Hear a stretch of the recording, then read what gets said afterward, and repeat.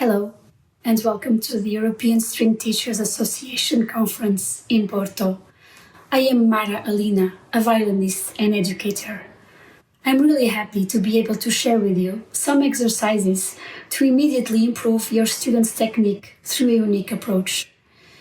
During the workshop, we will be able to propose to the students, in an informal game state setting, some exercises that will allow them to better use the already acquired violin technique, or any other instrument for that matter.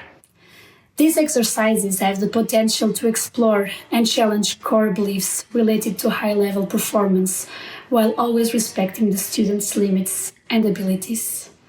Let's make the act of being on stage a moment to create a character through role-playing to enhance technical and musical skills. I'll see you in Porto.